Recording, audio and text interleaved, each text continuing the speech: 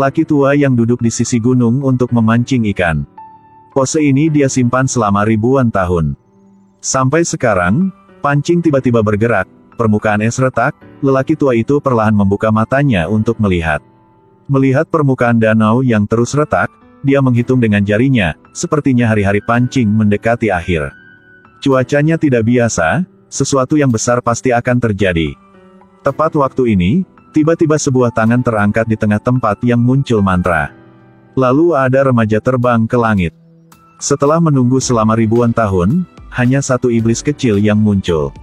Lelaki tua itu merasa sangat kecewa, tak disangka anak ini juga sedikit keberanian. Selain itu, dia juga laki-laki yang kejam. Lelaki tua itu dengan tenang bertarung dengannya. Kemudian mengungkapkan identitas laki-laki itu dari beberapa kehidupan sebelumnya. Ternyata bocah ini bernama Chan Nam, dia yang berjuang di mana-mana di kehidupan sebelumnya, sekarang lelaki tua itu puas untuk pergi. Setelah itu, dia bahkan mengatakan satu hal padanya. Di bawah danau, punya putri jelita sedang berenang dengan nyaman. Tiba-tiba, bocah jatuh dari langit, membuatnya sangat ketakutan. Sang putri meminta Chan Nam mengikutinya. Putri ini sangat nakal, selalu berpikir untuk bermain trik untuk membuat dirinya bahagia. Waktu ini, sang putri tiba-tiba ingin menerbangkan layang-layang, jadi dia mempercepat kudanya.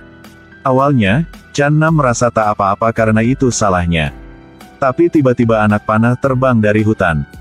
Dalam kepanikan, Chan Nam memeluk sang putri turun ke kuda.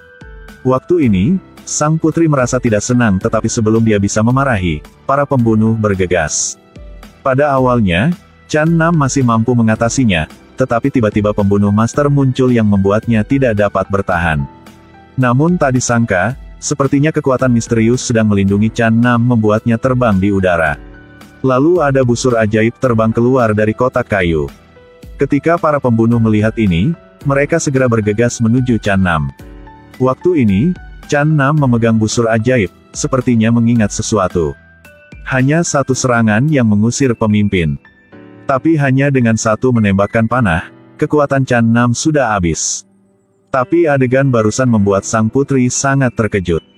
Karena Chan Nam adalah orang satu-satunya yang bisa memegang busur ajaib.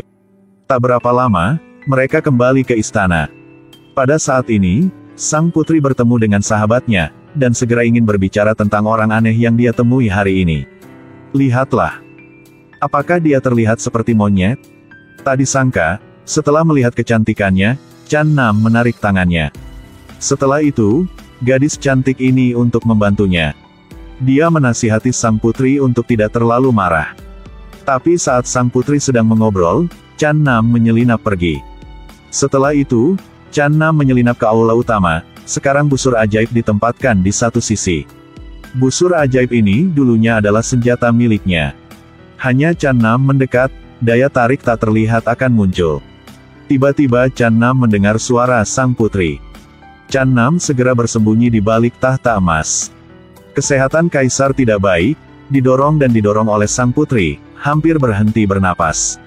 Namun saat sang kaisar duduk di tahta emas, tiba-tiba sebuah cahaya terpancar, seolah merasakan energi yang semakin meningkat. Setelah beberapa saat, sang putri tiba-tiba berpikir bahwa ini mungkin efek dari busur ajaib. Benar saja, ketika kuat ajaib muncul, kaisar merasakan vitalitas yang berlimpah. Tapi kali ini Chan Nam tidak bisa mengendalikan dirinya lagi. Chan Nam sekali lagi kehabisan kekuatan.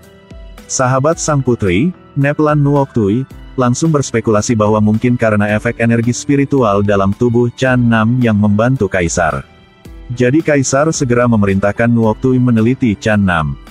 Selama bertahun-tahun, kesehatan kaisar lemah, dia tidak dapat mengatur hal-hal dalam istana, sekaligus, dia hanya memiliki satu putri yang dimanjakan sejak kecil.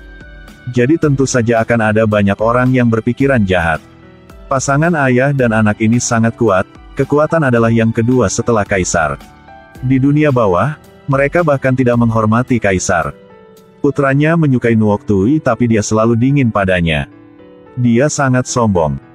Namun, Chan Nam berada di luar pintu, melacak sepatu dan jejak kakinya, dan menemukan bahwa dia adalah Bahtin, pemimpin orang-orang yang membunuh sang putri. Sekaligus, targetnya bukanlah sang putri tetapi busur ajaib. Tapi ini tidak bisa menipu Kaisar.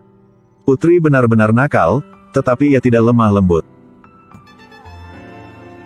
Biasanya, tidak ada yang akan bebas untuk datang dan menemukan putri yang menyebalkan.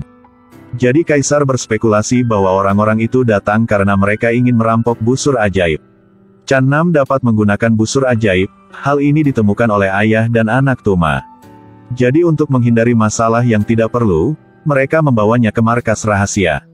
Pada titik ini, sang putri masih ingin menolak beberapa kalimat, tapi hasilnya, dia dikirim ke tempat lain.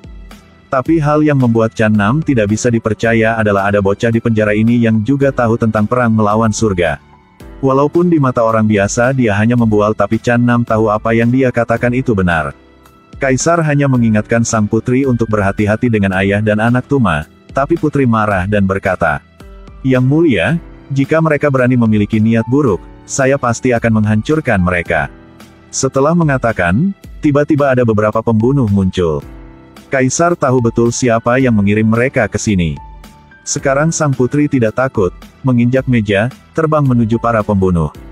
Apakah Anda melihat matanya sekarang dan barusan seperti dua orang yang lainnya?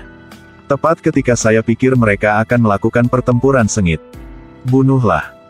Tapi ketika bawahan hendak membunuh si pembunuh, putri menyebut mereka tidak berguna. Jika bukan karena statusnya sebagai seorang putri, bawahan mungkin akan mengatakan bahwa bunuhlah. Kamu membunuh mereka sendiri. Pada saat ini, orang di belakang segalanya mengambil inisiatif untuk datang ke aula utama tidak hanya untuk membunuh dua pembunuh yang tersisa tapi juga melindungi Kaisar tepat waktu. Tentu saja, Kaisar saat ini tidak berani menyinggung Tuma. Setelah itu, Tuma menggunakan kekuatan untuk memaksa Nuok Tui menikah putranya. Anak dan ayah Tuma mau memperluas wilayah, bagaimana mungkin seorang gadis menjadi lawan mereka? Meskipun Nuok Tui tidak mau, tapi dia tidak bisa berbuat apa-apa. Meskipun sang putri khawatir banget, tapi dia tidak bisa membantu apa-apa. Tapi sebelum Nuok Nam menikah, dia membantu membebaskan Chan Nam. Meskipun keduanya tidak saling mengenal, mereka secara tidak sadar merasakan kedekatan. Dia berpikir pada dirinya sendiri, bahwa penjara yang menahan Chan Nam seperti kandang yang akan dia masuki, melepaskannya juga mendapatkan kembali kebebasannya. Hari itu di rumah Matu, Ruo Tui dan Sima Tiet Kong sedang melakukan ritual pernikahan. Tepat waktu ini, seseorang menerobos masuk ke dalam. Meskipun ia tidak ingin membiarkan Chan Nam risiko, sekarang ia melihatnya, hati Nuok Tui sangat hangat. Namun, masih ada orang yang merasa sangat tidak nyaman, yaitu Tuma Tiet Kong. Segera dia dan Chan Nam bertengkar. Namun dia tentu saja bukan lawan Chan Nam. Melihat kekalahan putranya, Tuma bergegas, hasil dia juga tidak bisa mengalahkan Chan Nam dan dirobohkan olehnya. Tiba-tiba Tuma Tiet Kong memegang pedang dan bergegas, sekarang Chan Nam tidak lagi menahan diri, ingin mengambil nyawanya. Awalnya, keluarga Tuma dapat sepenuhnya menangkap kerajaan. Tetapi dia tidak melakukan sepertinya karena ia menghormati orang bernama Huyen Tu. Sekarang putranya telah terbunuh, dia ingin Huyen Tu membantunya. Akibatnya, Huyen Tu tidak hanya tidak membantu, tetapi juga menyerap semua ajaib Tuma. Pada saat ini, Chan Nam dan semua orang juga datang, menemukan mantra di mulut Huyen Tu, yang merupakan semacam pesona yang perlu menyedot energi orang lain untuk membuat dirinya lebih kuat. Chan Nam ingin menghentikannya, tetapi sebenarnya tersedot kembali oleh kekuatan sihir khusus Huyen Tu. Rasa ajaib spiritual ini benar-benar luar biasa. Dengan cepat di bawah dorongan Huyen Tu, Kaisar juga membuka Kaye Pup Daidin. Pada saat ini, meskipun Chan Nam telah kehilangan kekuatan spiritualnya, dia masih ingin datang dan menghentikannya, tetapi Tilong tak mau ia datang ke sana, karena ke sana berarti bergegas menuju kematian. Chan Nam tidak setuju, jadi Tilong kabur sendirian. Kaye Pup Daidin harus diadakan pada hari dan waktu yang tepat. Chan Nam kehilangan kekuatan spiritual, bagaimana cara mencegahnya? Lagi pula, siapa Huyen Tu? Siapa Tilong? Jika Anda menyukai film ini, ingatlah cari untuk menontonnya.